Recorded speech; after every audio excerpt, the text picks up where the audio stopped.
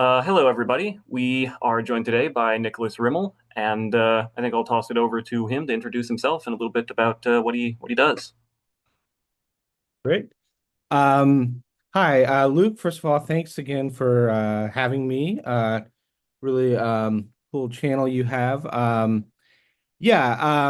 So I'm a philosopher at the Chinese University of Hong Kong, which is, of course, in Hong Kong, from the US originally. I'm interested in a variety of things, but among them, especially many topics in metaphysics and ethics and philosophy of mind. And I'm getting more and more interested in the ways in which these issues in these areas intersect with each other. So especially metaphysics and ethics. And I think that'll be part of what we'll talk about today. So yeah, thank you very much for having me here. All right, perfect. So that's spot on. The intersection between ethics and metaphysics is basically what we're interested in today. We're talking about, I guess, abortion, and Um, I think there's two papers that you've written. One is called "Can the ontological, or sorry, can the future like ours argument survive ontological scrutiny?" Um, and the other one, um, I forget the subtitle. I think it had one, but it was called "Identity Matters." Right. Yeah. Yeah, Yeah. we'll cover each in turn, I think. So both are dealing though with the future like ours argument. Is that right? Right. Yeah. So they're both. So Yeah. First probably it would be one, the best. second one kind of, came out as a result of my thinking about the issue in connection with the first yeah, paper. So obviously, then I guess we're going to have to sketch, in a rough and ready kind of way, what the future like ours argument even is. So I take it that the idea is basically we identify like the wrongness of killing in robbing someone of a valuable future, right? So if I went over there and I killed you, the wrongness of that act would be explained in terms of me robbing you of your valuable future. And the thought is just, look, this applies to a fetus too, right? If you get an abortion, you're killing a fetus, you're robbing a fetus of a future of value, and that's what explains the wrongness of abortion. In Mhm. a rough and ready kind of way, do you think that's Mhm. basically fair Yeah. or Yeah. okay, Yeah, perfect. that's right. That's how I understand it. Yeah. So um the And first importantly, paper, I guess for Marquise, because it's about, robbing somebody or something of the future, you don't have to make any sort of claim about, you know, the nature of the thing at the time, right? You don't need to claim that it has certain current, capacities, is a person in any deep sense or anything like that, which for him is, obviously important. So, yeah. right, yeah. It's supposed to get around arguments about personhood. It's supposed to say, look, Right. even granting that a fetus is not a person, this is still going to apply. Um, Right. so the first kind of thing that you did with this argument was I I think fairly unique. I've never really seen anyone tackle it from the angle that you did. You took a composition approach basically. You said, look, let's take a look at what Right. philosophers do in composition and then see how it affects um, the argument. Maybe you can lay out briefly, what the strategy was there and where you ended up. Yeah, sure. So uh the I'll start with the sort of general strategy of the paper. So the structure is we look at different approaches you can take to the metaphysics of composition, starting from the special composition question, the sort of three general answers that cover logical space. You can say that um, for any concrete objects, any plurality of concrete objects, they uniquely compose an object. You can say composition never occurs. You can say it occurs in some circumstances for some pluralities of concrete objects and others for not. So the first being unrestricted composition, the second being nihilism, the last being restricted composition, which of course comes in many different varieties, depending on how restricted you go and in what way. So the strategy was to argue that roughly the argument fails in each of these approaches, right? And in particular, the argument fails in each of these approaches because on each of the approaches, the metaphysical assumption or claim that we take to be underlying the argument fails. So that being, as we understand it, something like um, in a case where, in or leading up to a case in which an abortion occurs, there is something, some entity that doesn't go beyond the abortion, but had the abortion not occurred, that very thing would have gone on to enjoy a valuable future, a future like ours. And so the claim is that for each of these three answers to the general composition question, that is going to fail for different reasons. Yeah.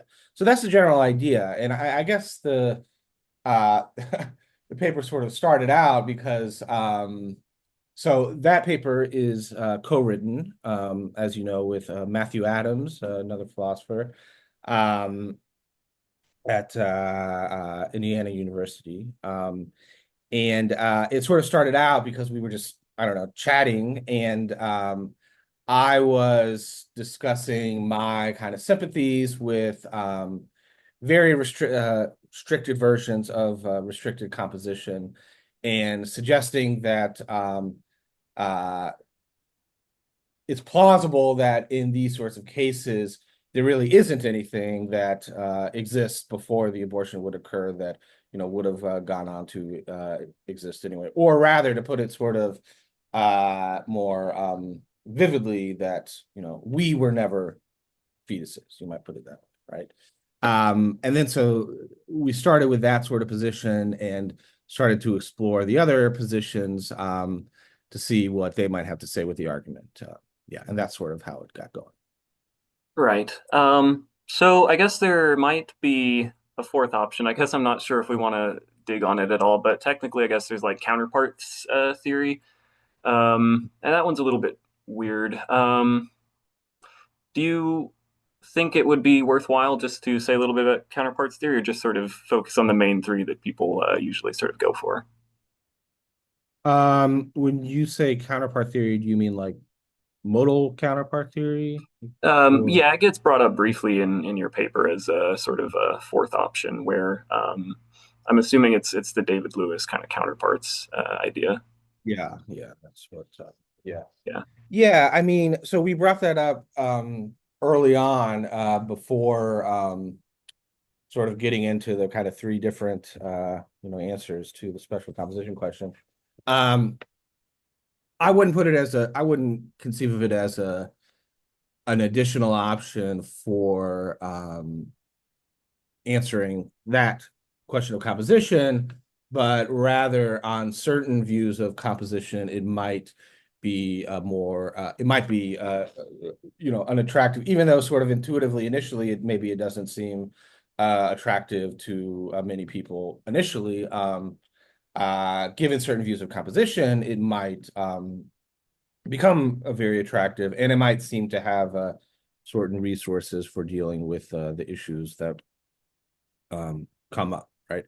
So, for example, for me at least, suppose you endorse a version. So suppose you're an unrestricted compositionist, so you think that for every plurality of concrete objects, there is something they can pose. And furthermore, suppose that you are, I think we could talk about it in both ways, but just to be more concrete, suppose you're a four-dimensionalist and a perdurantist, so you think that persons and other ordinary continuants are four-dimensional objects that exist over time, just the way they exist over space. They exist over space-time, and they're located at different regions of space by having different parts, different temporal parts over those regions. So suppose you have that view, and you also are an unrestricted compositionist, right? These views often go together. um, you might find counterpart theory attractive. You might find it attractive, for example, as a response to the following worry. So, on that sort of view, it's at least initially kind of plausible to think that what I am, right, is this particular four-dimensional composite object composed of these particular things, right? There is something, right, uh, that has all the same parts that I have, all the same temporal parts that I have up until, say, one day before I die, whatever that is, right? Call that thing, Nick Jr. Okay. Right. Hope that no reference to the Nickelodeon kids show program. So call that thing Nick Jr. Um, it seems like I could have died a day earlier than I actually died, right? There could have been a circumstance in which, that happened. Um, so the worry is, right, that might seem to be hard to make sense of, um, given that, say, the nearby possible world in which you would want to say that's the case is a world in which everything that I am, all of my temporal parts exist except for the last one, right? If unrestricted composition is true, there is actually an object, Nick Jr., that those things compose. So we would want to say that, right, in this nearby possible world, um, it's really that thing that exists and not me. So it's harder to make sense of the possibility that I could have, say, lived a day shorter. Right? This is, at this point, a really, really old worry for four-dimensionalists, especially who combine that view with unrestricted compositionists. So, for example, Van and Wagon, right, famously has a version of this worry. But if you are a counterpart theorist, that's one among many ways of getting out of that worry would be to be a counterpart theorist.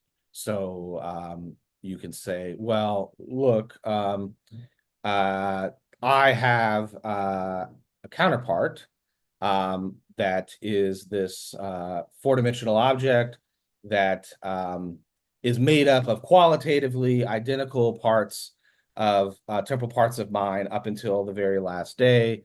And in this nearby possible world, uh, there is this thing. It is a counterpart of me. So what makes it the case that I could have lived one day fewer is that there is this thing that I stand in a counterpart relation to.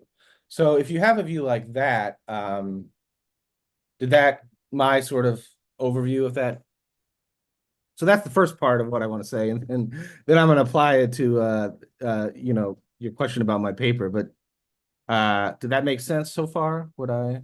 Yeah, I guess I was actually just trying to think of, so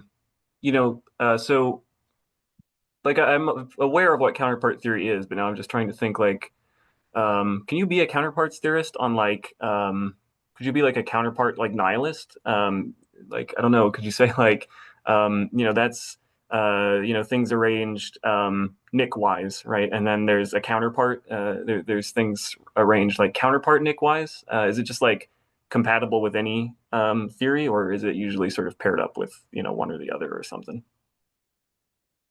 I mean, that's a good question. I think it's compatible with any theory, including nihilism, the way you described it. That's interesting.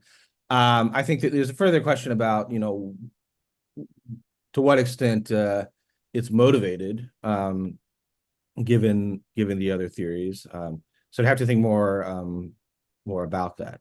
Right? There might be special reasons why counterpart theory is a especially attractive option for four-dimensionalist, unrestricted compositionist. Maybe also for nihilists who have a lot of common with unrestricted compositionists in certain ways. I think interesting. Yeah. Yeah. Okay. So I guess trying to get us back on track a little bit then. Yeah. So there are these basically three views, right? There's the nihilist one, which says, okay, look, there's really, I don't know if there's different ways of spelling this out, but the one that I guess I'm familiar with is like, look, we have, I don't know, like simples, maybe we have like ontological Mhm. simples, and we just sort of arrange those chair wise, table wise, so forth. Um, So, I mean, if we want to go that route, where does that get us as far as the future like ours argument? I mean, where do you think that goes? If you want to be a nihilist, what is the problem with what do we claim is the problem with the future like ours argument? Well, here is a sort of simple initial way of putting the problem. Um, so in that case, I mean, the easiest way, most obvious intuitive thing to say in that case is that, well, what is supposed to be the thing that um, goes out of existence at the point at which the abortion occurs, but had the abortion not occurred, it would have gone on to enjoy a future like ours. Well, that's we just call it the fetus, even though that's of course depending on the time of the abortion, that's not the word you would use. Um, it's the fetus, right? But a fetus is a complex thing. It's not as simple. So given nihilism, fetuses don't exist. So that's the assumption fails. Right? That's the first sort of obvious step. And then there are things you could say, and then we have things to say in response to that. Yeah. So, Um, so or I if you think, said just the things arranged fetus wise, right? You could say that.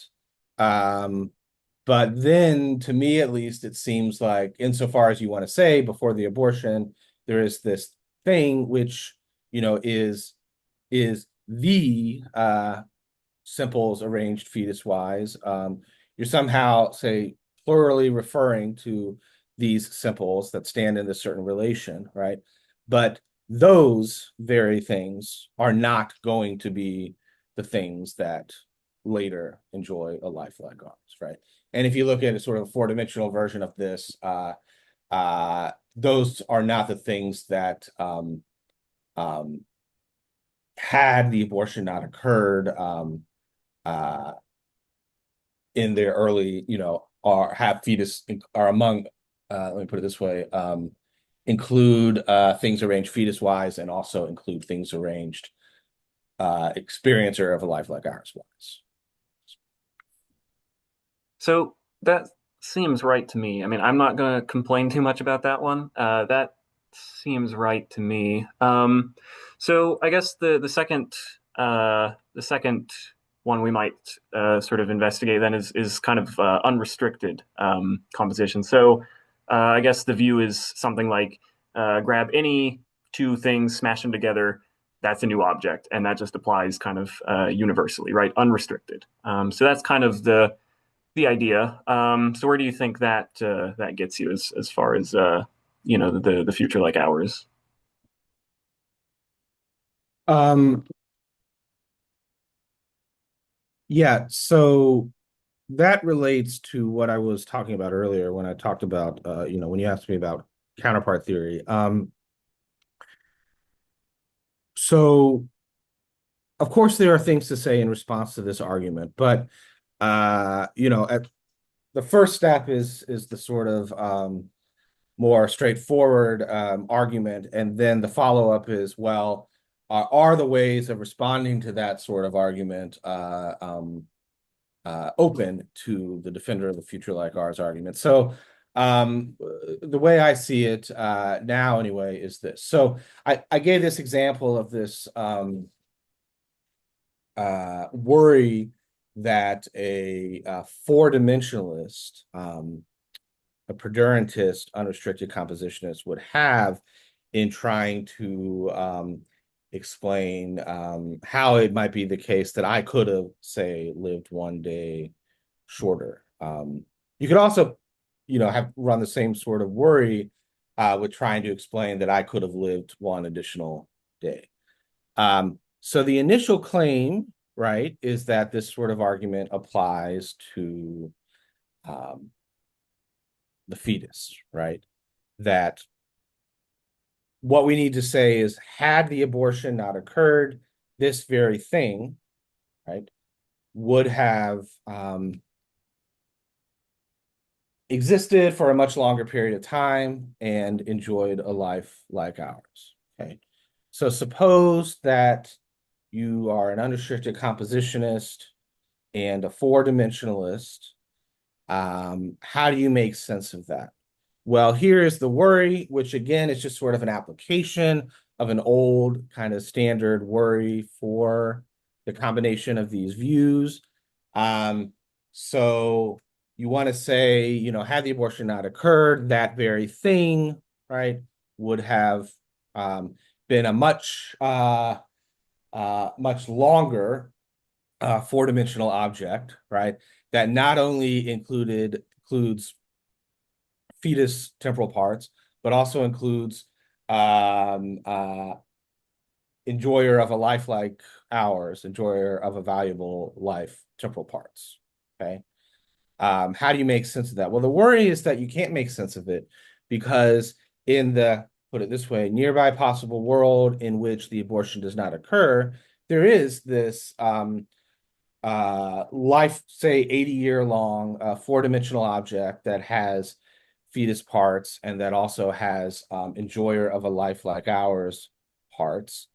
Um, but because unrestricted composition is true, there's also for any, random plurality of that thing's temporal parts, there's also an object that they uniquely compose, right?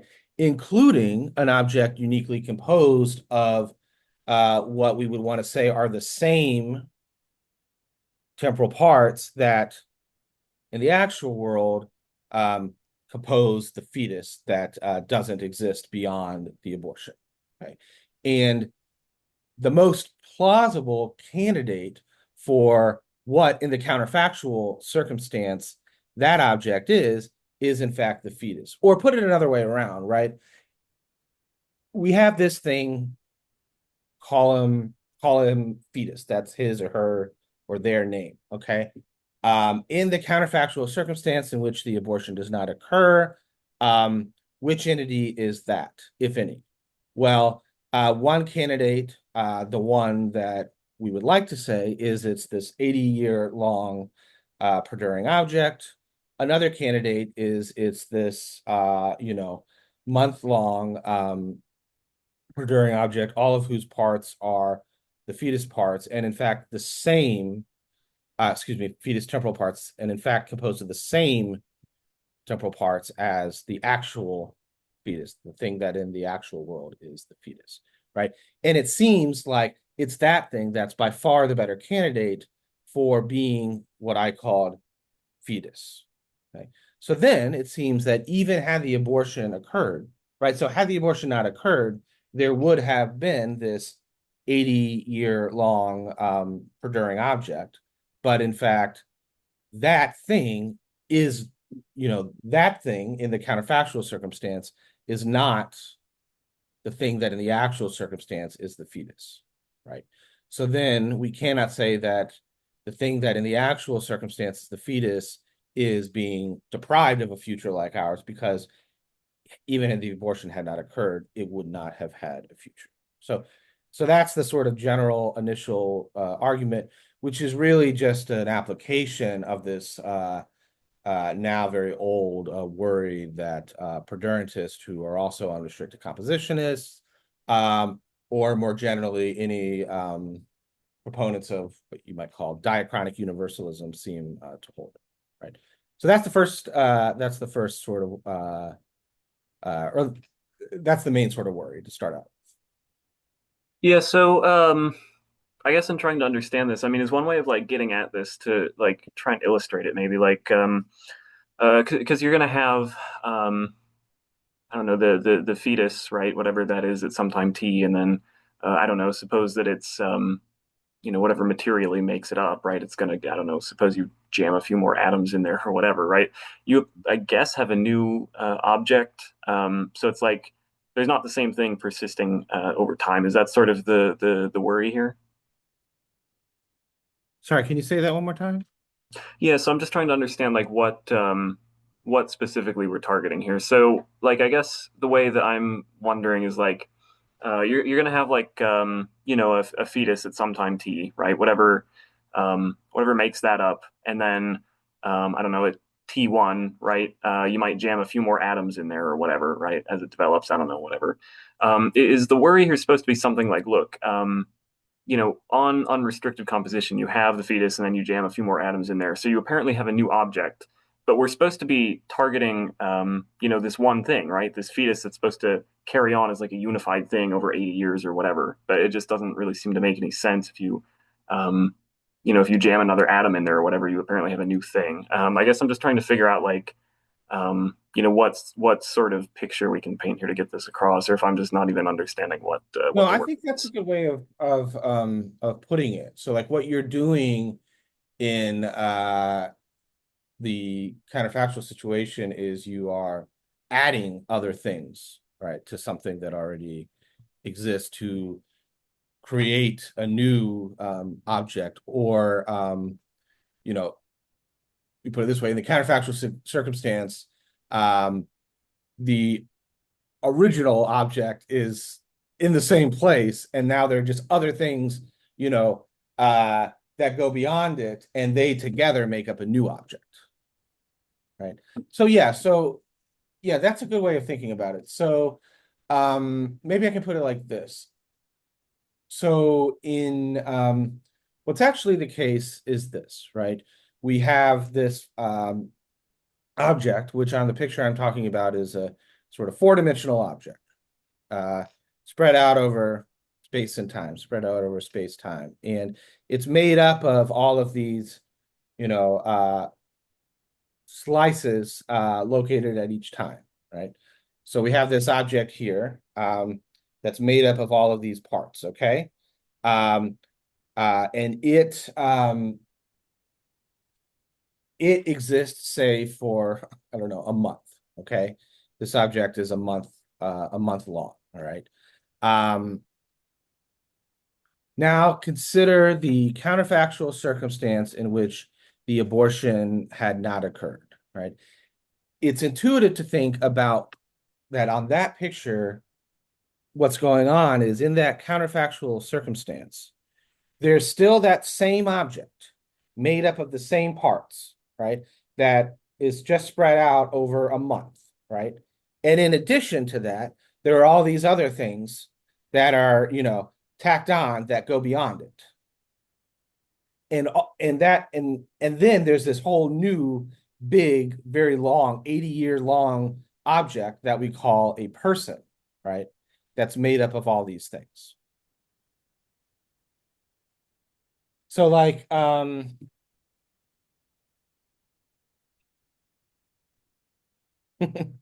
okay, let me see if I can demonstrate this, right? All right. My daughter has these stickers that happen to be right here, okay? So I'm sure there's a better way using the technology of Zoom to demonstrate this, right?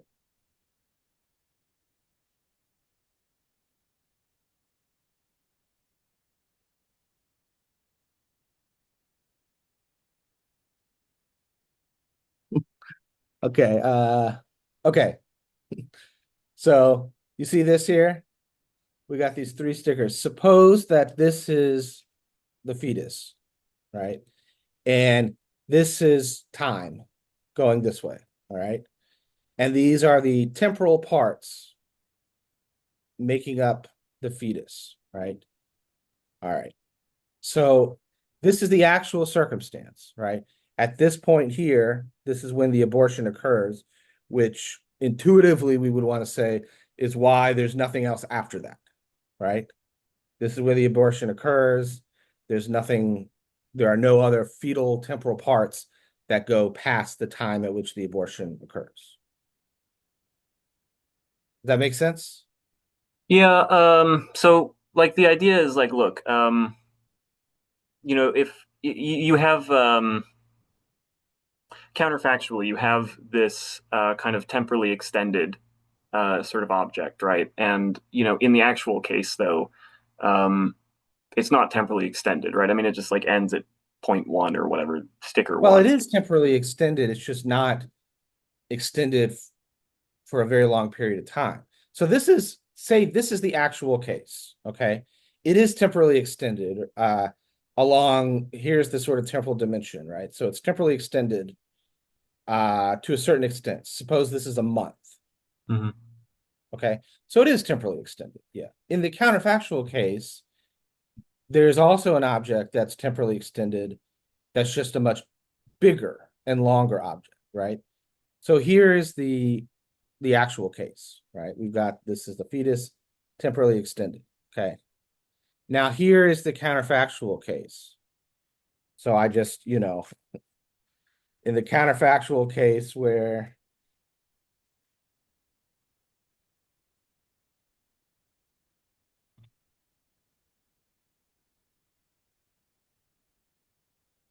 the abortion doesn't occur, right? We we just have a much longer, bigger, temporally extended object. Right. Right. Yeah. That's the idea, right? So in the actual case, we just have this, say, month-long temporally extended object. In the counterfactual case, we have a much longer temporally extended object, right?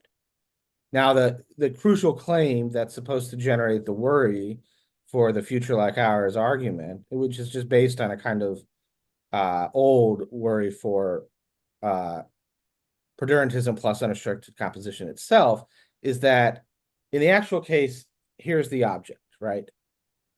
Made up of these different temporal parts, okay? In the counterfactual case, here's the object that we want to call the person, okay? Suppose this is extended over a whole lifetime.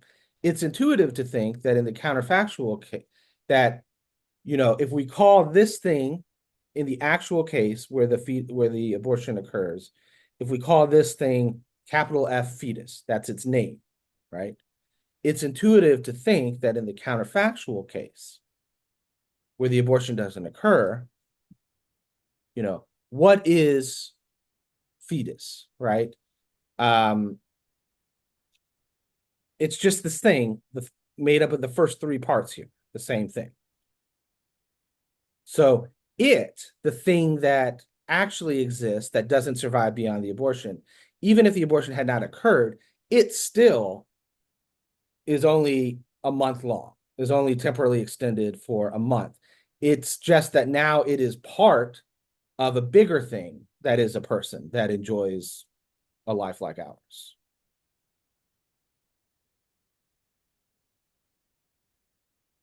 Um, So in hmm. we took a long time trying to figure out how to, present this in the sort of most straightforward, simpler way. We didn't use stickers, but I think this is kind of helpful. Yeah, I'm still not totally sure I'm following. I mean, so I guess like one way that I can try and make sense of it, and you tell me if it's basically right or wrong. So it's like, um, I don't know. So one way that I guess I'm thinking about is like, look, we have the actual case where it's just a month, right? But actually, counterfactually, there's like 80 years or whatever. But what you've done is you've like is the idea that we're tacking on in the counterfactual case these extra temporal parts, right? But on unrestricted composition, uh, I guess that makes it like a new thing, right? Like, what is it that would have persisted? Well, it's apparently not fetus because we have extra like temporal parts. Or I mean, I don't know. Is that like still basically not right? Or Oh, that's right. That is right. Yeah. okay, So okay, the main idea is that, and maybe my use of the name fetus as a proper name is misguided because, it sounds like a description. So I think in the paper, I don't know, maybe we called that thing feet, Fete. Or maybe that was in the other paper that I used that name, right? But suppose we just call this object feet, right? Set aside what feet is, right? That's just the name that we're using to, that's rigid designator feet to describe the assumption, right? So, yeah, the claim is that in the actual circumstance, this is feet, right? Feet is the thing that's made up of these three temporal parts, okay? These three parts. This is feet, right? And in the counterfactual circumstance, right, we have a lot more, many more temporal parts, including temporal parts enjoying life of value. Uh, but feet is just the same thing that's right there, right? So as you say, like in the counterfactual circumstance, it's not, I mean, one way of putting it, it's not as if feet itself is longer, bigger, uh, extended for a longer period of time, but it's rather just that feet is a part of something that's bigger, that's longer, and that has, later in its life enjoys a future like ours.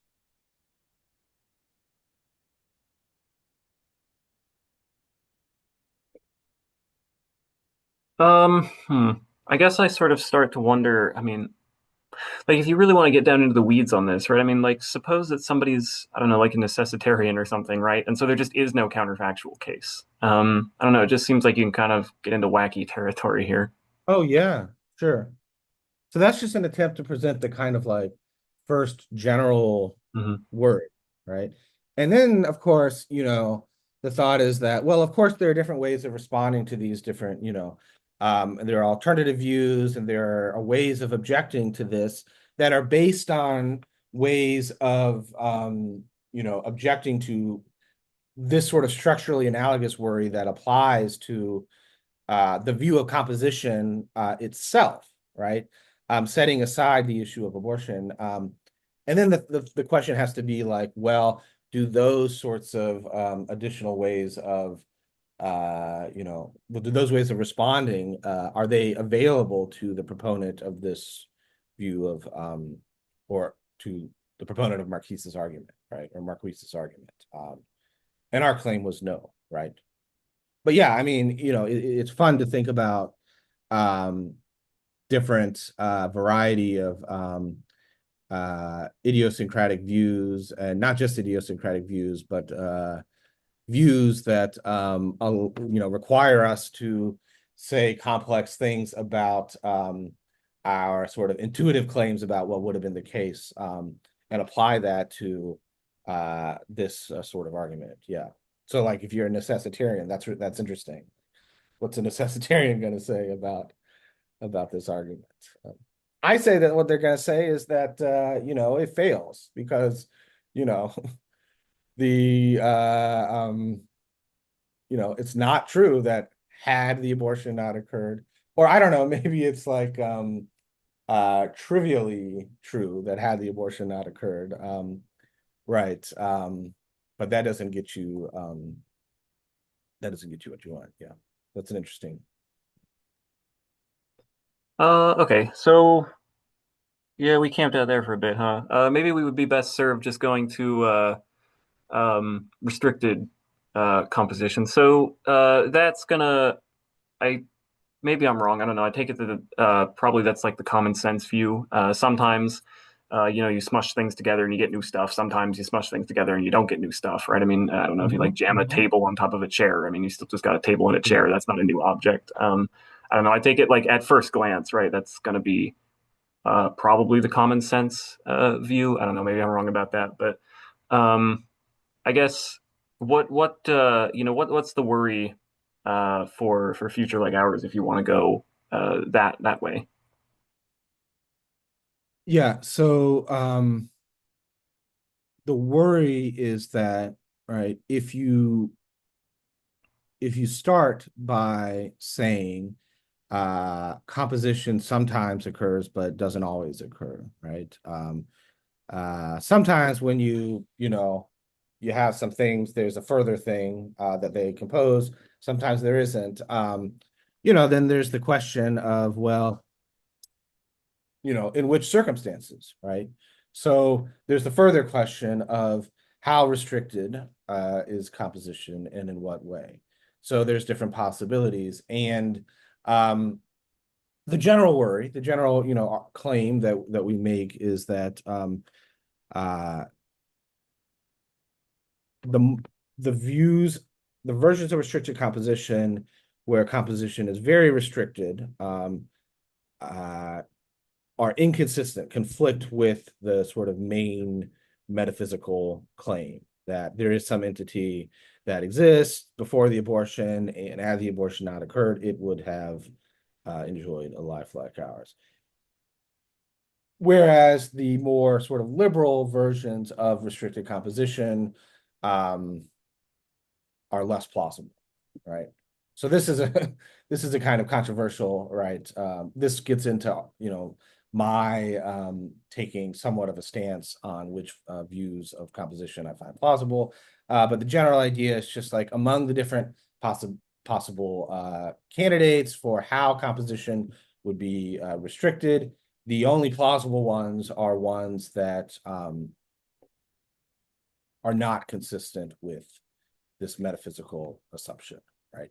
Here is another way of getting at it that I find helpful for me, and that more reveals, I don't know, my own thinking about this. If you are I think, so suppose you're an unrestricted compositionist, okay, for a moment, right? Then you might think reasonably enough that composition is very easy, right? That when composition occurs, there's no need for an explanation for why it occurs because it always occurs, just automatic, right? Sort of thing.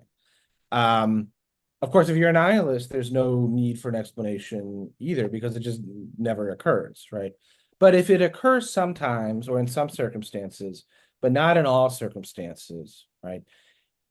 It seems to me, I mean, not everyone agrees, that there needs to be an explanation for why it occurs in the cases in which it occurs, right? Because it's not automatic as it is, say, for the unrestricted compositionist.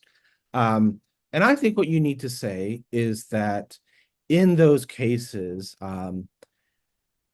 composition occurs because, or we put it this way, we need to say that there is this object that exists above and beyond the parts, say. We need to say that there is this, in addition to things arranged a certain way, there is some further object that they compose. We need to say that because um, we need to posit the existence of that thing to account for certain ways the world is, in particular, certain properties that are exemplified. So, in other words, composition occurs just in those cases where the whole, the composite object, has some irreducible properties, some properties that make some difference in the world, causally, for example, or some other way that cannot be accounted for just by talking about what's going on with the things that we call as parts, right? So one way of putting it is that the composite object has emergent properties in some sense of the word emergent property, right? So that's my sort of starting point, that if you're a restricted compositionist, you ought to think that in the cases in which restriction occurs, the composite object has emergent properties in some sense. And of course, there's a question about how exact people mean different things by that. How exactly do we cash that out in the most plausible way? But that's the sort of starting point. And then the claim is that we should ask ourselves, well, for things that are like us, what are the plausible candidates for being these emergent properties? And I think the sort of one plausible candidate is a kind of conscious mental property of some sort. So I exist and am not just, I don't just reduce to the little things arranged Nick-wise because I have these conscious mental properties that are causally non-redundant, right? So that's, of course, a controversial view, right? So you have to deny epiphenomenalism, for example, right? But I find that plausible, right? Controversial, but plausible. So if you have that view, then you have a really good explanation of why, in addition to all the, simples, or maybe not simples, but let's call them atoms arranged Nick-wise, there's also Nick. Okay. Now, my claim, also controversial, is that when it comes to things like us, those sorts of properties, the mental properties, the conscious mental properties, are the only plausible candidates for the properties that are emergent, right? But then, if that's right, then, I don't come into existence until these conscious mental properties come into existence. So, an early term fetus or embryo or zygote doesn't have isn't conscious. So doesn't have these conscious mental properties. So the claim is that, as long as abortion occurs before the point at which consciousness emerges, right? There is no whole made up of the things arranged fetus wise, right? Just like nihilism, right? There is no whole made up of the things arranged fetus wise until the point at which consciousness emerges. So before that point, there is nothing that exists that could be robbed of a future like ours. And So incidentally, yeah, go ahead. Yeah. yeah, I was just going to ask a couple of sort of knock-on questions that I think will just be sort of interesting. But yeah, if you had like a thought to finish, I would let you do that first for sure. No, I was just going to add that, as I said, this paper was co-written, and that was just sort of an idea or comment of mine that I sort of made as an offhand remark, chatting with Matthew, that kind of ended up leading to the paper because he thought that was interesting, and so then we sort of went from there. So Yeah. that was the kind of like starting point for me, in the sort of temporal development of the paper, that sort of idea, Yeah. which of course is controversial, but that's just sort of like my view. So Well, yeah, I was going to ask about that. So, I mean, composition is something that I've always been like aware of, but I've never really like spent a lot of time thinking about it. But like in hearing the view that you kind of like there, I mean, that's gonna have to get cashed out as like strongly emergent, surely, right? Like that just can't be weakly emergent, right? That's a strong kind of right, yeah. emergent. Yeah. Okay. The other thing I guess was, do you think this is kind of just like a different way of getting to some of the conclusions that I don't know, like Jeff McMahon sort of gets to in a different way. I mean, it seems like this is sort of not that different from, um, we're getting here from a route of like composition. Normally it's based on like personal identity, right? Like what we are is, I don't know, embodied minds or whatever, right? So it's sort of reaching the same conclusion, right? Like, well, if we're embodied minds, fetuses aren't embodied minds, so there's no like if you get an abortion or whatever, it's not as though anyone in particular is being aborted because you have this distinction between the fetus, which is apparently not me because it's not an embodied mind, right? It Mhm. seems like just I don't know, sort of structurally kind of similar. Like it's a different kind of area, right? Like you're reaching this conclusion through composition. Somebody like Jeff McMahon is maybe doing it from a kind of area of like theorizing about personal identity, but I don't know. It seems maybe I don't know. Do you think it's kind of like just reaching the same kind of idea from different places? It's kind of like how it feels to me, I guess, a little bit. Yeah, I mean, I do. I think there's overlap here. I mean, uh, here's another way of putting this sort of argument, that like, so if the whole paper was just about this particular issue, right? Just about the sort of plausibility of the future like ours argument, given with given this background view of restricted composition and what kinds of restricted composition are plausible, then yeah, I do think right, there's significant overlap there. And in fact, if we would just focus on that, if that were like the whole paper, then I think it's, so here's another way, very closely related to the way you presented it, of thinking about it. There's the following objection to the future like ours argument, that it's inconsistent with psychological continuity theory, right? It's inconsistent with the view that we persons persist by virtue of psychological continuity. And as such, psychological continuity is, necessary and jointly sufficient for our persistence from one moment to the next, right? If that's the case, then I was never an early term fetus. Yeah, for sure. And that is also yeah, a kind of well-known worry for the future like ours are definitely. Okay, sweet. So I think that um, for the 50 minutes that we've camped out on it, I think that'll have to do. So there is of course a second paper then that you Mhm. wrote, which is um, well, I don't know if you'd want to characterize it exactly as a defense of the future like ours argument, like maybe a specific aspect, maybe even that's too strong. But in any event, there are certain philosophers that want to make this claim that, okay, look, we actually just don't need to deal with issues of identity at all to, deal with this future like ours argument. The one that you kind of focus on is a paper from Tim Burkhart from 2021, where he wants to leverage like a fission case. So we have this fetus Fiona, and she's scheduled for abortion today, but had she not um, been aborted today, tomorrow, right, she would have split into two fetuses. So, Fiona 1, Fiona 2, I guess.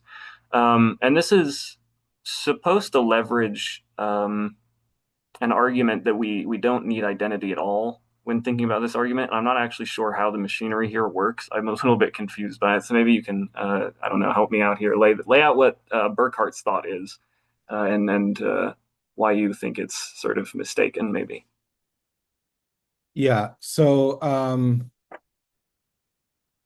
I thought about a lot of this after writing the paper and what I think the sort of bigger underlying issues here are. So it might be helpful to get into that. I'll try to say I think his argument and then my discussion of it is, going back and looking at the paper, pretty complicated. Maybe more so than, at least as far as my discussion of it, maybe more complicated than it needs to be. So I'll try to say as quickly as I can how I understand Burkhart's argument, the way he actually presents it. But then, it might be more helpful just to talk about what I think are the really underlying issues here. Yeah, but as I understand it, his argument goes as follows. So first of all, there's this old objection to the future like ours argument that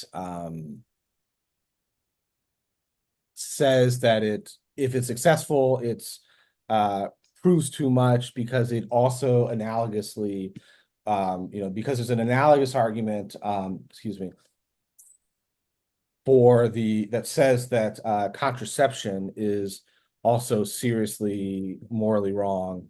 Um, that would be successful if the future like ours argument would be successful. Why? Well, because in contraception, there is something that is deprived of a future. The claim is right. You also have the deprivation of future, and the response to this, Marquis's actual response to this is, I mean, my way of putting it is just like, well, no, there isn't. There isn't anything that already exists that, goes out of existence when the, contraception occurs that such that that very thing would have gone on to enjoy a valuable future, right? Um, there's there there are multiple things. There's sperm, there's the ovum, but neither of these things is the thing that I was, right. I wasn't, in spite of the very bad sort of like what's that, I think, kind of cringy you know never mind. In spite of like sort of these idioms that you sometimes hear where someone says, when I was just, where you were just this, right? It's not actually the case that I was a sperm or that I was an ovum or anything like that, or at least most people plausibly think that, right? So there is nothing that would have gone on to enjoy life like ours. So there is an important disanalogy, which of course relates to, the previous discussion that we had. But the way Marquis responds to this, is he says, well, so in the case of contraception, what sort of candidates might there be for the thing whose future is the thing for whom contraception deprives them of a future? Suppose you say it's the sperm and the ovum. Well, that's two things. Two things can't be deprived of a single future. Um, so, identity is supposed to be 1-1. So it can't be that I am identical to these two things. It can't be that I'm identical to either one of these things, and so on, right? So then that's where sort of the issue of identity comes in for Marquis as a response to that. And then Burkhart wants to say, well, no, we could say like it's just these things are both sort of deprived of a future because we don't need to say that uh, even though identity is 1-1, we don't need to say that they cannot sort of share um, a single potential future like ours that they possess, right? So that's sort of how his argument starts, right? Um, and then it gets into this attempt to show that this sort of key assumption for Marquis that there has to be numerical identity between the thing that is, before the abortion or before the contraception and the thing that would go on to enjoy a future like ours um, is false. And that I think is where this sort of Fiona um, circumstance is, this Fiona thought experiment is supposed to come in. My way of understanding so first of all, it would be helpful to note that this is a kind of this is a version of the sort of classic split brain, split streams of psych, split psychologies cases, right, that are supposed to raise interesting worries for different views of personal identity, for example, the psychological continuity theory. And for Burkhardt in particular, it's really, as I understand it, an application of the way that Derek Parfit appeals to these sorts of split brain or split psychologies cases to make certain claims about sort of what's of underlying importance, right? And the thought is that, say, in Parfit's case, right? I sorry, there's a little extra background, but I think actually it helps to, in retrospect, helps to make sense of really what Burkhardt, I think, is trying to get at here. In Parfit's case, Parfit wants to say something like this. So imagine that you undergo fission, right? So um, Nick, there's Nick before fission occurs, before, say, the two hemispheres of my brain are separated and transplanted into different bodies, each of which is psychologically continuous with how I am now, right? So is that kind of case, what I have in mind by that sort of case? Are you just asking me if I understand the case or? Yeah. Or Yeah, I right. if I should give more background. Yeah. Okay. Okay. Um, so right, so Parfit's idea is that, right, so imagine that that happens, right? Um, call the individual who receives the left hemisphere of my brain lefty, the individual who receives the right hemisphere of my brain righty. So I now, before the operation, am psychologically continuous with both of these individuals. Okay. Um, Parfit wants to say, um, but in that case, right, I don't exist beyond the point of fission. Or I guess he wants to say something more complicated, like there's really no fact of the matter, but the best way of putting it is to say that I don't go beyond the fission. But set that aside, right? So I don't survive fission because I can't be both lefty and righty, right? Um, so it must be that I'm neither. But surely, right? In the circumstance where, say, the right hemisphere of my brain was incinerated, right, and there's only lefty, right, it's intuitive to say I continue to exist, right? Lefty is me. Or, you know, maybe it's not literally lefty, but the thing that has the left hemisphere of my brain is me in that case, right? So in that case, if that thing goes on to enjoy a happy life, then I should, feel like, oh, I'm going to go on to enjoy a happy life. But now imagine the fission scenario, right? Where there's lefty and there's righty, right?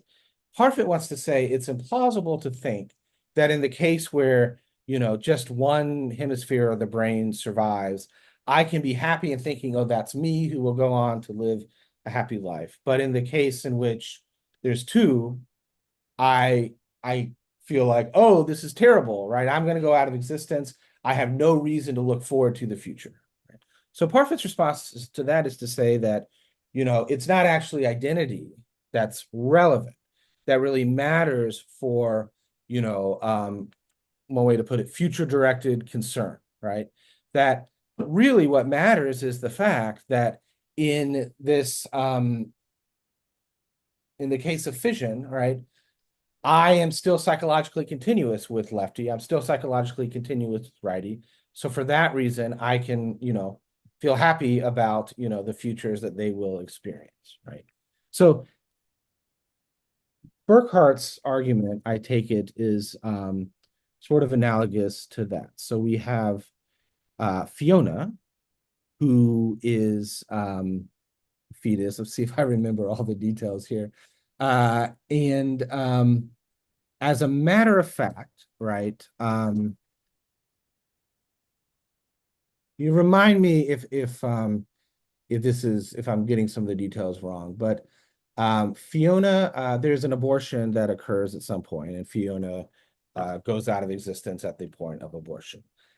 Interestingly, had the abortion not occurred, uh, Fiona would have split like an amoeba, right?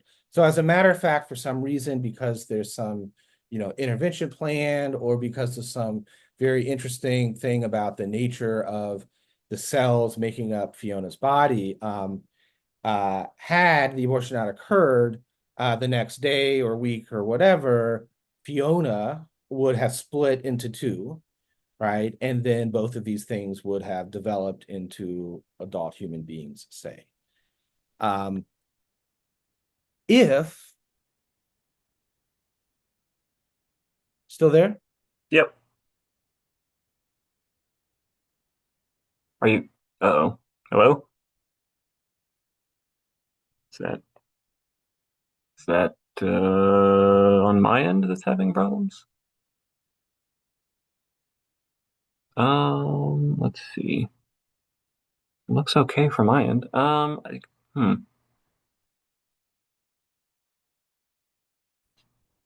Oh, Well, can you hear me? yeah. I think one of us must have um we lost each other somehow for a moment. I don't know if it was me or not, but I'm just double checking the strength of my connection here, just in case it was me. Um, Maybe I'll try to use a hotspot from my phone just to make sure that my Wi-Fi is a little spotty. Um, Oh, so I think it's doing it again. Oh, that's probably because you're switching to your hotspot, though. That probably makes sense.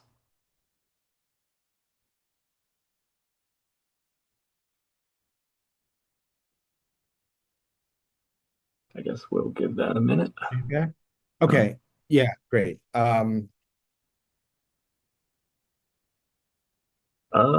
okay. Yeah, I You hear think me you're good. okay? Okay, let me know if the connection doesn't sound clear. So I'm trying to remember where I was. We're talking about Fiona. We're Right. talking about the fact that she goes out of existence at a point where an abortion occurs, but had the abortion not occurred, a day or so later, she would have split like an amoeba. Um, so if you agree with Marquise on 2 points, that sort of in the kind of situation where there's two things, because identity can't be isn't two one, uh the fetus can't, or zygote or whatever, depending on the time it occurs, can't be identical with either one of those. It isn't it just doesn't, it would not continue to exist anyway, right? If you agree with that, right? Then it seems like what you need to say is that, in fact, in that sort of unusual case, the abortion has not deprived Fiona of a future like ours, right? Because even if the abortion hadn't occurred, she would not have continued to exist anyway, because she cannot be, because after the split, there's two things. It's implausible to think she's identical with either one of those. So that's the first step, as I understand it, of Burkhart's claim, right? But now consider another scenario in which, um, as a matter, just like, there's an abortion, Fiona goes out of existence as an abortion, but in this sort of additional pair of counterfactual scenarios, she would not have split like an amoeba. Okay, the split would not have occurred. Then it seems that Marquise has to say that in that circumstance, the abortion does in fact deprive Fiona of a valuable future. Because in that circumstance, had the abortion not occurred, she would have gone on to enjoy a life like ours, right? Because there's no split, there's no worry with identity here. We can say there's just the one thing, and that thing is Fiona. Okay. That is what Burkhart uh, thinks is absurd or implausible, right? So, what he thinks is implausible is the idea that the mere fact of whether or not the abortion deprives Fiona of a future like ours could have to do with whether there would have been a split after the abortion, right? He thinks that um, if you agree that it would have deprived Fiona of a future like ours in the normal case, in the case where there would not have been the split, then you ought to say the same thing in the case even when there would have been a split, right? But if that's right, then you cannot say it's ultimately identity that, put it this way, grounds um, my possessing, or Fiona's possessing, a future like ours, such that in the case where there's an abortion, she is deprived of that future, right? So that's why, as I understand Burkhart, he thinks it's implausible. If you agree with Marquise that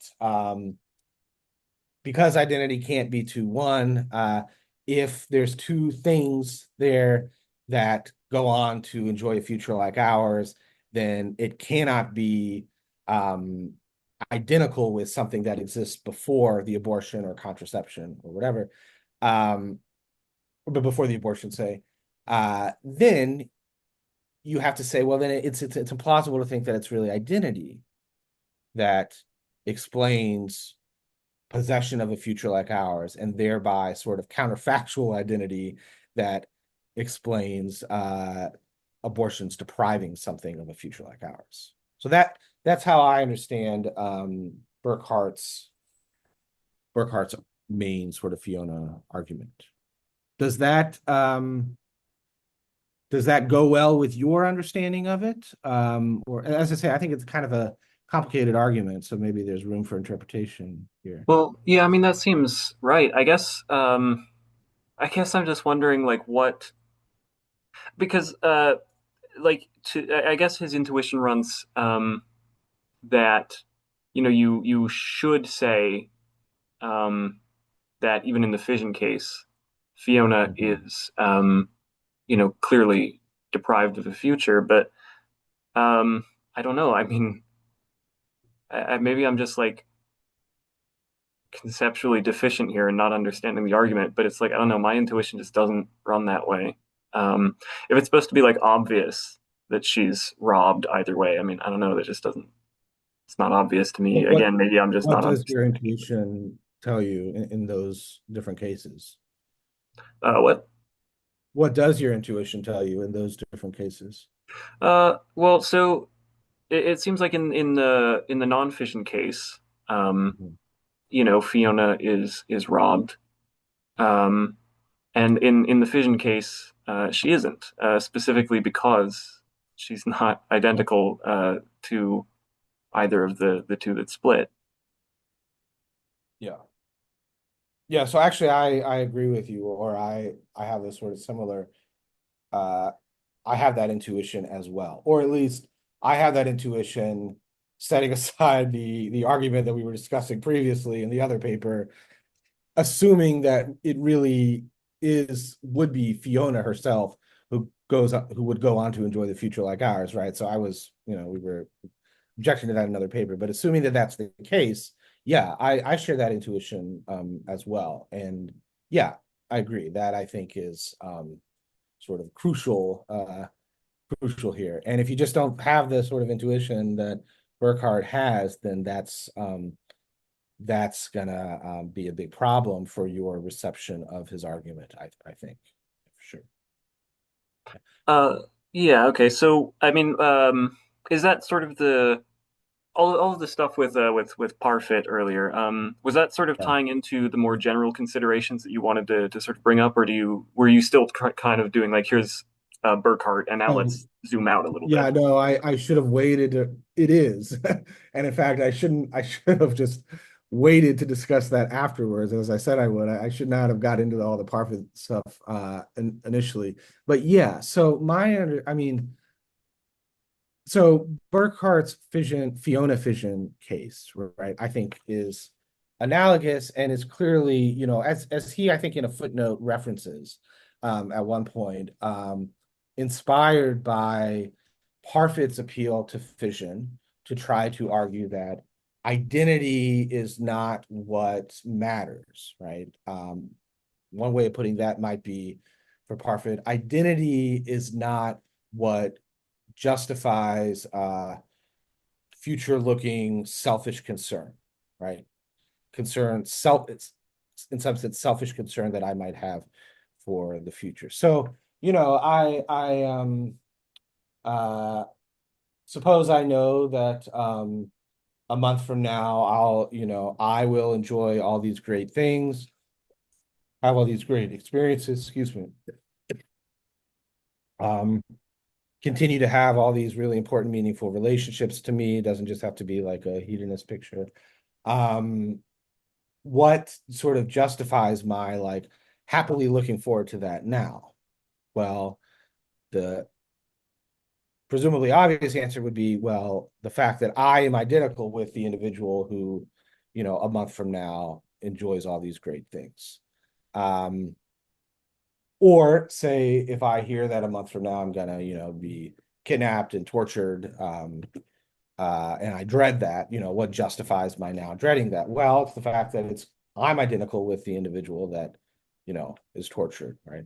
Parfit's claim is that that's not what ultimately justifies, right? Um, my looking forward to these happy circumstances a month from now, or my dreading the torture a month from now. It's rather the fact that, or if anything, right? He's open about this, but if anything, it's the fact that I'm psychologically continuous with and or connected with the individual who enjoys these happy things or is tortured, right? So that's a sort of crucial idea. And one way, maybe the most famous way that he argues for this is by appealing to cases of fission, right? The example that I gave, right? In a case of fission, it seems that uh, in the circumstance in which fission occurs, but there's still psychological continuity, or let's just say, in fact, psychological uh, connectedness, just to make it even more obvious. Um, Even though those lefty and righty are not me, um, assuming that lefty and righty go on to have happy lives, I ought to sort of even selfishly look forward to that, right? Even though I'm not identical with either one of those. Right? That's the idea. Why I think that? Well, imagine a sort of instead, the same scenario, but one hemisphere is just destroyed, so there's no split. So then it's very easy to say there is identity in this case. Surely it would be rational for me to look forward to sort of a future in that scenario, right? And he thinks that the mere fact that there's sort of an additional continuer, right, psychologically continuous continuer, you know, can't, right, make the difference about whether I should like look forward to the future or not, right? So that, just to kind of repeat what we talked about earlier. So that, I think, Burkhart's argument is really analogous to this, right? Is trying to make the same point that, just like for Parfit, justified, future-looking, selfish concern cannot really ultimately be explained by identity, right? Because we have these weird scenarios where, whether there's one or two things makes the difference in identity, they say. Burkhart wants to say possession of and then deprivation of by abortion of a future like ours cannot really depend on identity for the same sort of, fission case sort of motivating this idea. Yeah. So that is, I understand this is a really sort of straightforward connection that Burkhart wants to draw here. So the reason why, shall I continue or should I Yeah, pause to? I might just be preempting you, but I guess what I was wondering is if you think that's kind of just uh, parasitic on basically just other arguments, like because it, if because if what we're worried about is psychological like connectedness, right? If that's the point here, it's not identity, it's psychological connectedness. Okay, um, then it just turns out that I'm assuming Fiona was probably like a first trimester abortion where there's no psychological connectedness to anything. But if Mhm. that's what we're getting at, that's just not.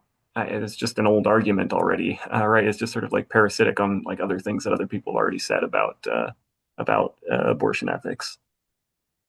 Yeah, it's good. So this is what I think Burkhart wants to try to show, and this is what I think is new about his argument. So there's this old objection, right? That look, if you're a psychological continuity theorist, then already you should say you should resist Marquis's argument because you should say that I was never fetus, right? So the fetus is not deprived of anything. Uh, any future. Yeah. So Burkhart wants to say, okay, but that objection explicitly requires the claim that personal identity is, we'll put it this way, grounded in, excuse me, psychological continuity. That identity, right? Or put it this way, psychological continuity is necessary and sufficient for identity, right? Burkhart wants to claim, okay, yes, perhaps that's right. I mean, it's that objection seems plausible, right? The objection seems that if you're a psychological continuity theorist, you should reject Marcuse's argument. That's right. But I think what Burkhart wants to say is like, even if you're not, even if you are a biological continuity theorist and you say that identity is explained by biological continuity, say having the same life or however exactly you want to cash it out, even if that's the case, you should still resist Marquis's argument because at least if biological continuity is what grounds personal identity, then in that case, what matters, to put it that way, comes apart from identity, right? So his claim is supposed to be that, look, regardless of what grounds psychological identity, the point is independently of whether psychological continuity or biological continuity or whatever is necessary and sufficient for personal identity over time. Independent of that, the claim is that surely biological continuity is not what matters, doesn't matter. Or put it this way, biological continuity is not necessary or sufficient for possession of a future like ours. So that's the idea. So he wants to try to say, look, even granting for the sake of argument that biological continuity theory is correct about about personal identity, it doesn't make a difference, right? It's still the case that biological continuity of a fetus and an enjoyer of a life like ours, in the case where an abortion doesn't occur, is not enough to say that abortion deprives um, somebody of a future like ours or something of a future like ours, because if it's biological continuity that grounds personal identity, then identity and possession of a life like ours come apart. So I mean, maybe I'm not putting it as clearly, but the basic idea is just like whatever, regardless of what the correct view of personal identity is. The fact of the matter, which we don't need to have an answer to the question of personal identity to know, is that biological continuity does not is not sufficient for possession of a future like ours. In fact, that I take it is, and this is kind of why I say, like, in retrospect, I think actually, while the whole Fiona stuff is very interesting and complex, and I spent a lot of time in my paper engaging with that. I think the more general point is really just this, that um, biological continuity doesn't deprive or doesn't underlie possession of a future like ours, even in the cases in which there isn't an abortion. So in the cases in which there is an abortion, there's nothing that's being deprived of a future like ours, right? And according to Burkhardt, and this is supposed to be what's new, we can know that that's the case, and that's the case independently of whatever the correct answer to the question of personal identity is. That I think is his main idea. Um, hmm. Okay. So, I mean, there are certain things that, like, I guess, in your paper you think that basically just smuggles in. Do you still think that's basically right, that he's sort of, I don't know, just begging the question in certain sorts of ways, or? So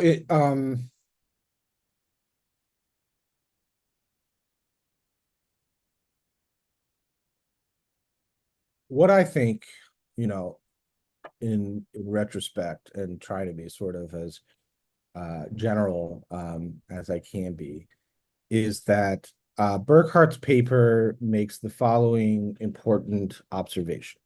Okay. We already have this objection from proponents of psychological continuity theory against Marquis's argument. Okay. But suppose that you agree with Parfit and many others that identity is not what matters, but rather um, psychological continuity or psychological connectedness or some combination of those is really what matters, right? Um, then, regardless of the question of whether it's biological continuity or psychological continuity that grounds identity, personal identity over time, we can very plausibly say that biological continuity is not sufficient for possession of a future like ours, right? Even if, even if biological continuity is sufficient for identity, right? That is the additional. So it's a kind of conditional claim, as I understand it. if you agree with Parfit and many others that identity is not what matters, then that gives you a totally new avenue for resisting Marquis's argument that doesn't depend on the metaphysics of personal identity per se. Now, I think that's an important observation. I guess what I want to argue is what I think is that while that is an important observation, I do not think that that observation um, in itself underlies an additional unique challenge to Mark the future like ours argument, right? So I do not think that as a so another way to put it is that if you already if you're a proponent of the future like ours argument and you already are not convinced by this sort of appeal to psychological continuity theory, if you're not convinced by that objection, if you're already not convinced by the sort of worry about, say, contraception, then you should not be newly worried by the additional observation that Burkhardt is making, right? So that is the main idea. And I mean, I've thought a lot about, this, why do I think that? But really, for me, the underlying reason for that is that I think the these views about what matters in survival, right? Whether it's identity or something else, I think are intimately connected to views persistence, about our persistence. And in particular, um, I mean, maybe there are more options than this, but just for the moment, suppose the two options are not just our persistence, but the nature of persistence. Suppose the two options are that persons and other ordinary, excuse me, material objects endure or perdure. Okay, where the view that they perdure is the view on the simplest version of it, that persons and other ordinary objects are four-dimensional objects spread out over time, and just as they have different spatial parts, excuse me, they have different temporal parts, and their persistence is really just a matter of having different temporal parts at all the points of their lives. Okay, there's that view, and then there's the view that we endure, which is roughly to say that we're identical across time, but not in virtue of having different temporal parts. We are, so to speak, wholly present. Okay, so what exactly does being wholly present mean? I mean, actually, that's a lot of philosophers have a hard time making sense of that. So I think an easier way to understand the view is just to say that I am literally numerically identical with something that will exist later on, that exists at different times, but I don't have temporal parts, right? I'm not spread out over time, right? I'm like one thing that travels through time rather than being like a four-dimensional object that has different parts over different times, okay, or different temporal parts at different times. So I think that the sort of debate between Parfit and others about what matters is really, intimately tied to the debate between this and other views of persistence. And I don't think that's not like an original. That's definitely not an original observation on my part. Um, so I think that, and I also think that, so as part of that, that if you're an endurantist, sort of Parfitian view is definitely false. If you're an endurantist, and I think this comes out, albeit in a more maybe slightly too complicated way in the paper. If you're an endurantist, then you should say that identity is what matters in the sorts of cases that Parfit is interested in, but also identity is what matters in the case of deprivation of a future like ours. That if you're an endurantist, you must straightforwardly accept the view that what makes it the case that a certain fetus possesses a future like ours is that it, is literally, numerically identical with something that in the future, enjoys that life, right? Um, and likewise, in the case of an abortion, what makes it the case that if this is true, what makes it the case that a fetus is deprived of such a future is that, had the abortion not occurred, that very thing, would have, it itself would have gone on to enjoy that happy life, right? So I think that if you're an endurantist, that is something you have to say, right? I think if you're a pedantist, I argued in the paper that perhaps you should still say that as well. I, in retrospect, that is the part of the paper that I'm since I wrote it, I'm still sort of, I've kind of gone back a little bit on whether or not I think that's the case. But I also think that if you are there's already sort of good, plausible objections to Marquise's argument that predate the sort of Parfit-inspired concern that Burckhardt is getting at, that sort of start with perdurantism. For example, the kinds of things that we discussed in our earlier paper. So that's why I say that in my view, I think that it's an important observation that Burckhardt is making, but I don't think it ultimately leads to an additional worry for the proponent of the future like ours argument. Okay. So at this point, maybe it's worth asking how much time you've got. I mean, we've been at it for an hour and 45 minutes ish, it looks like. Yeah. Um, I I always think I'm not going to have enough to say, and then I end up going much longer than other people. So yeah, sorry about that. Yeah, I mean, I'm happy to if you have other thoughts or questions to discuss them. I think I maybe covered the main things I wanted to say about the two papers. Yeah, so I don't have anything else to add right now, but I'm happy to entertain additional questions or to hear more about your thoughts on these issues.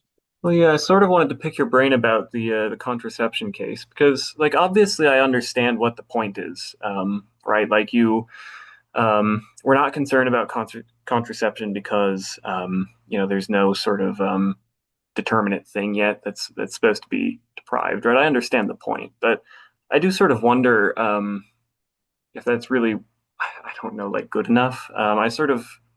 I have some sympathy for being skeptical that that really does any work. I don't know, like like when you use contraception, it's like um, you're still preventing. We can just stipulate, right, that you're preventing, um, that determinate thing from being formed, and it just seems um, like if what we're worried about really is a future of value. I mean, we're still preventing a future of value in the contraception case. It just seems like this thing about, well, we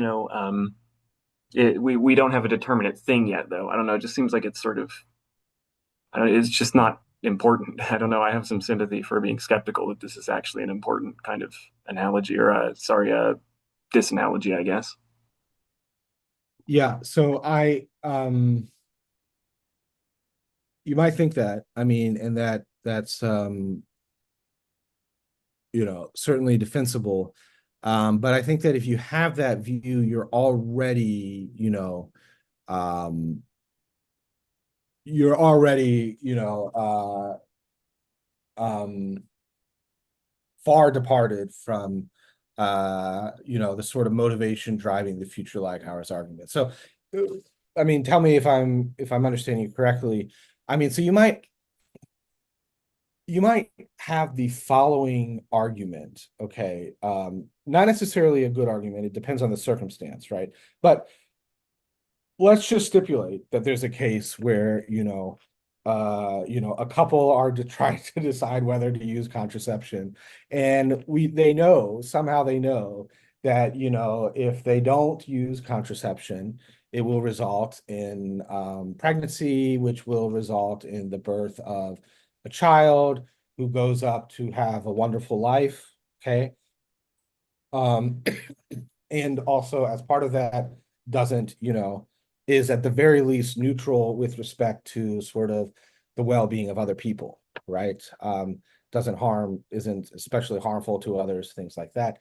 You might on sort of purely uh, for purely consequentialist considerations, you might think, well, then the right thing to do is to procreate, is to, you know, um, not use contraception because it will make, things better because then there'll be, in addition, there'll be this other sort of like, valuable life that involves lots of enjoyments, and that's a great thing.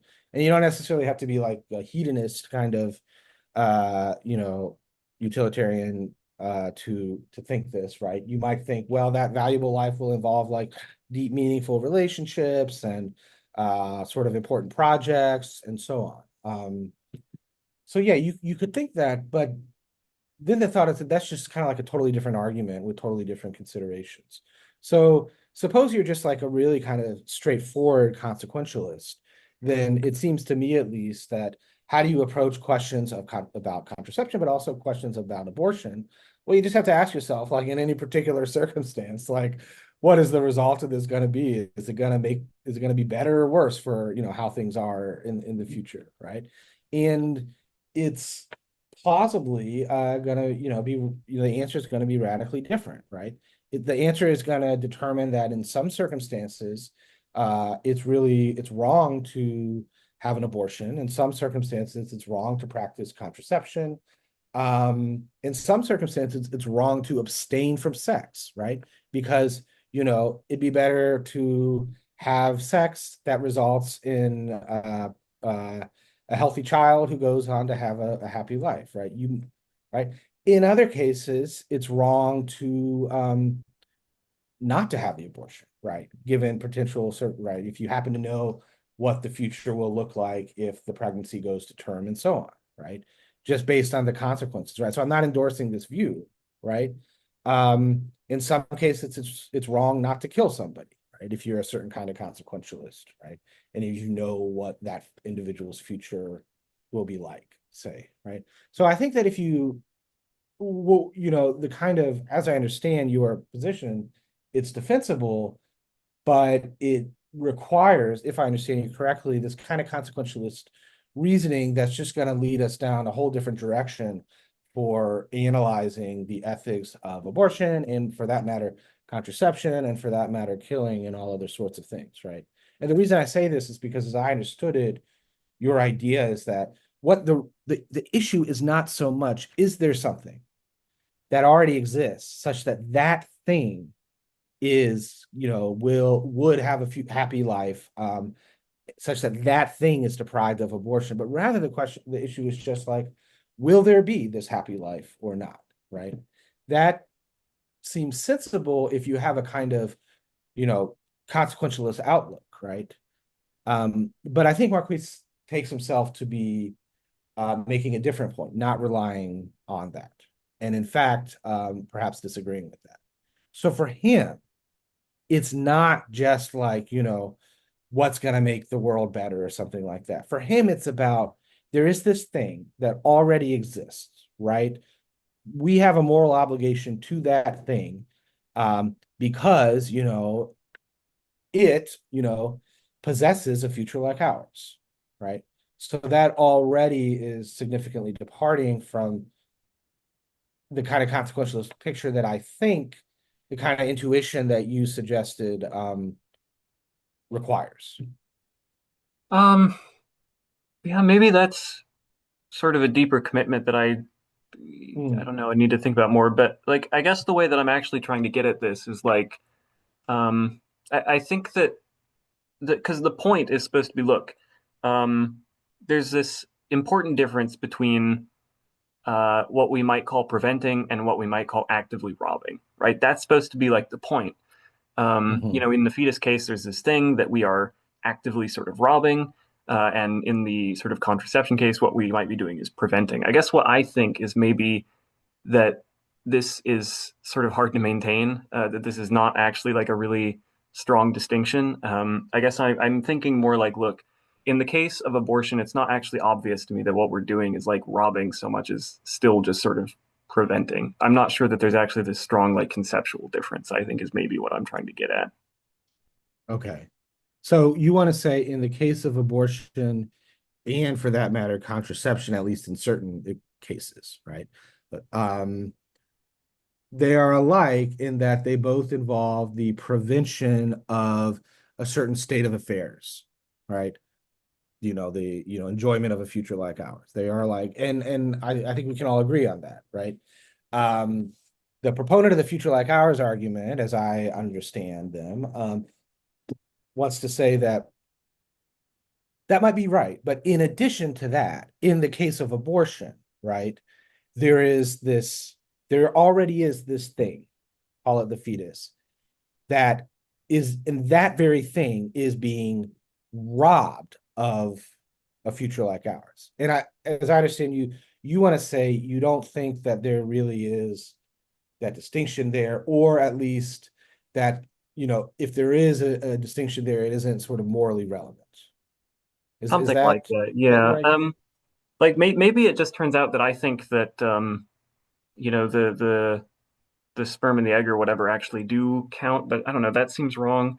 I don't know. I think really the way that if I'm gonna try and run this, it's gonna be like, look, we are trying to make this distinction between this thing that's being robbed and then this thing that's just being prevented, right? This joining that's being prevented. But yeah, I don't know. I think what I want to say is that I'm not sure that that's really like a big difference. I don't know. I think I want to say that these things do not actually come apart that easily. I'm not sure how exactly to like get at that point more than what I've said, but yeah, I don't know. An initial thought that I'm sort of sympathetic to is that yeah, these things do not come apart as neatly as they're supposed to. Okay. Um, yeah. So interesting. Now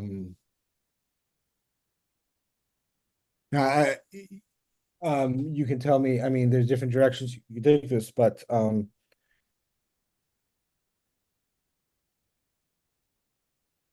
here's one way. I mean, it's, I guess, at least initially intuitive to me, I think they do come apart. And here's my way of thinking about it. I mean, it's just kind of repeating what I said initially.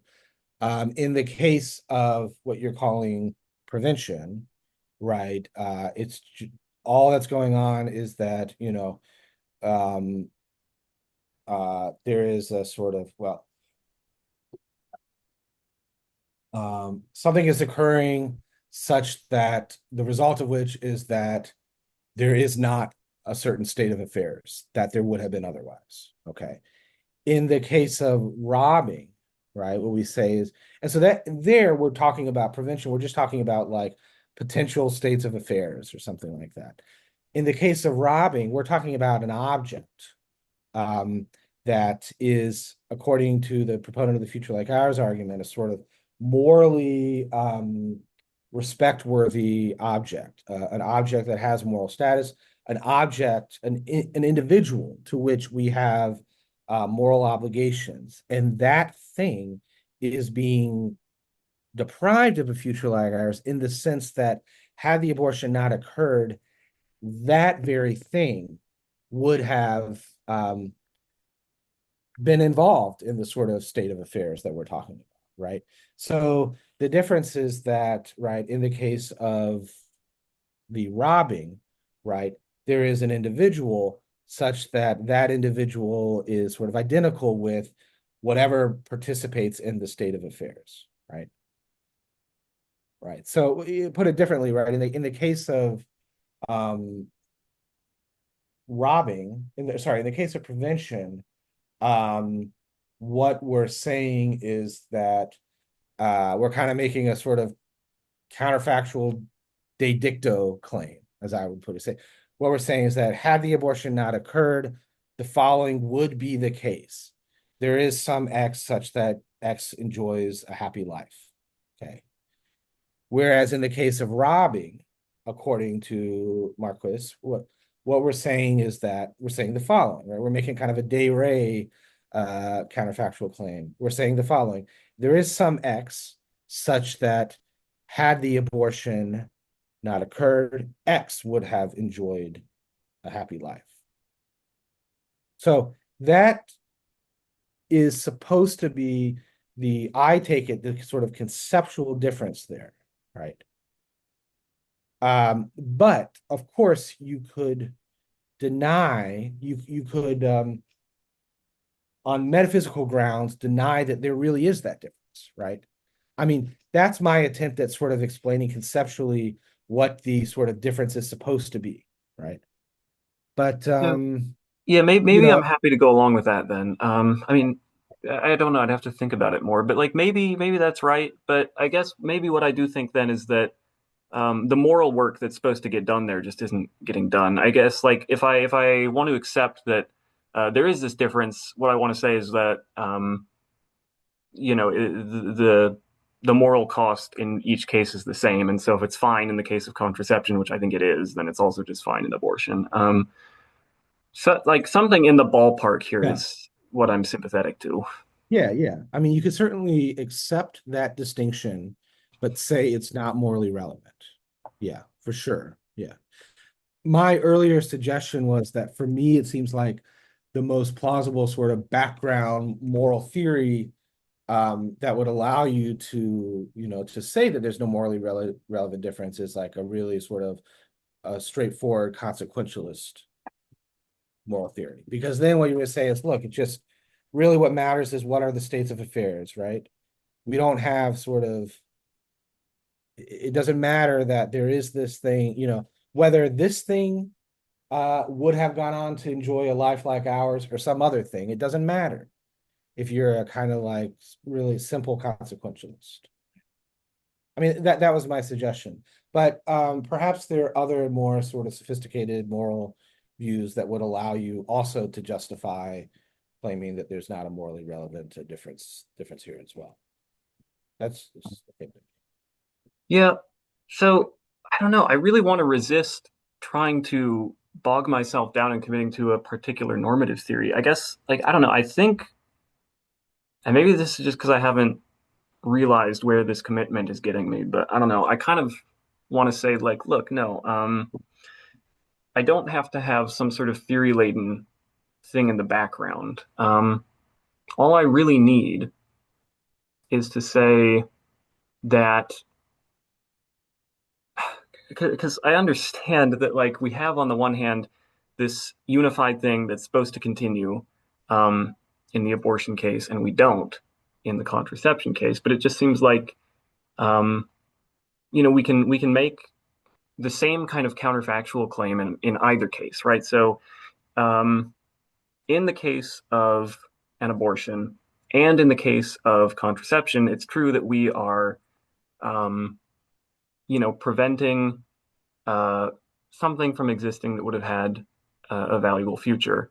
And it seems Mhm. like even in the contraception case, I mean, if we had, like, we're in a poor epistemic position to know who's being robbed, right? Like, um, it seems like in principle you could figure it out. I mean, if you could map like every single combination of like sperm and egg or whatever, I could tell you that like, you know, Tim is being robbed or Jamie's being robbed or whatever.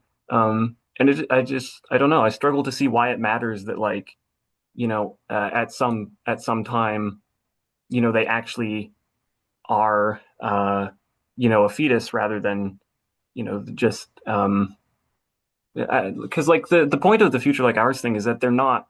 You're just granting that they're not persons yet, but the fetus eventually has a future like ours. But it seems like um, the sperm and egg thing. If you prevent that, you're still preventing a future like ours. I don't know. Like I don't know. So maybe I'm just like not getting something right here, but it seems like something in the ballpark of what I'm trying to get at is still sort of plausible to me. No, well, tell me if this is what you have in mind. So in the case of contraception, there is uh it really is the case that there is some X such that had the contraception not been practiced, X would have gone on to enjoy a future like ours. And my question to you is, what is that X? Maybe it's is the idea that it's the combination of the sperm and the ovum. So suppose that we know like which had the contraception not occurred, we know which particular sperm would have um implanted. Is that the idea? Um, yeah, something like that.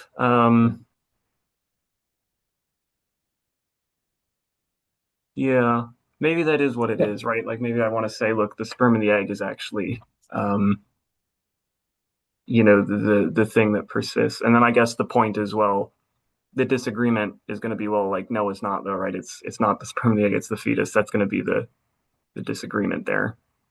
Yeah, I mean, there is going to be a disagreement, but I guess a sort of more neutral way of putting it is that uh I mean, I like this, but I like this because it reveals, you say you want to avoid a kind of background, kind of like having to endorse a sort of background ethical theory. I think that if that's your way of thinking of it, yes, you can, but then what you need to endorse is kind of a background metaphysics, right? So, this gets back to this our discussion earlier on. So if so I want to say, given my own sort of proclivities about composition, I want to say there is nothing. There is no entity that is the combination of the sperm and the ovum. But suppose you're an unrestricted compositionist, then there is. I mean, there's the thing that is composed of precisely this sperm and this ovum. And in fact, as I recall, that is actually one way of, attempting to resist the future like ours argument is to say, yes, given unrestricted composition, there is this thing in the case of contraception, and that very thing would have gone on to enjoy a future like ours. Now, you could still resist that. You could still say, even if there really does exist this thing, that's not what ends up being me. And I think that's the right move to make. But that's at least a start to, yeah, one way of trying to show that, these cases collapse for sure. Yeah, so that's an interesting way to go. Yeah, as well. Yeah, so basically I just have to think a lot harder about what I think about composition. Yeah, and I was just trying to remember like where this is discussed. I Off the top of my head, I don't remember. I feel like this in maybe in both of the papers I cite this. This is pretty, I think, I guess, well known and very interesting paper by Earl Coney that I think maybe I cite. I forget the name of it, but basically he's trying to argue that uh metaphysics doesn't really matter at all for uh uh various ethical issues surrounding well, including, but maybe not just limited to abortion, or maybe it just has to do with abortion, but he looks at different arguments besides just the future like ours argument. Um, I feel like maybe he discusses that particular possibility in his paper or in another paper, but I'm not 100% sure. I'm thinking of the right one. But yeah, it's an interesting idea. And I think Marquise also maybe tries to respond to it at one point as well. His many papers that are sort of responses to his initial presentation of the argument. And yeah, so it's worth looking into, I think. Yeah. Okay. Well, that's interesting. Yeah, I just that ate up another 20 minutes just on that little bit. Yeah. All right. Well, it's getting somewhat late, so I reckon on my end I should probably go and probably have held you up long enough. So, yeah, I mean, appreciate you being here though. I mean, it was Sure. very interesting. Sure. I just had one final thought. Something you said made me think this might be helpful. Um, oh yeah, so with the second paper, you mentioned that it is in a way a defense of the future like ours argument. Yeah, I think that's right. In a very limited sense, right? That I'm defending it against this particular objection.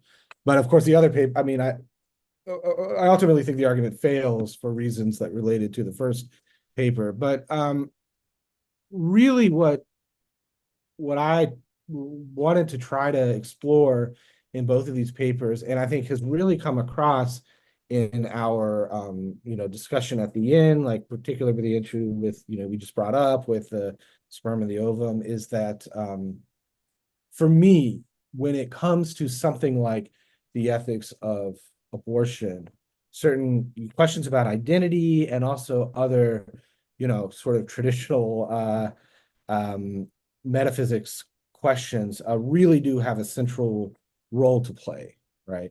And I was more interested in sort of, you know, I was more interested in exploring that aspect and trying to, defend that, of course,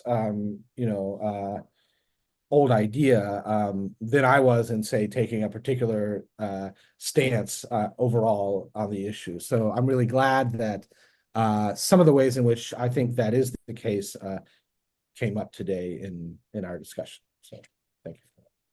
Yeah. All right. Well, again, it was very, very cool to have you here. Always a pleasure to have philosophers on to talk, and you were no exception. So yeah, I really appreciate you being here, and I'll let you go. Happy to be here. Yeah. Thanks. Thanks for having me. Thanks for your great questions. All right.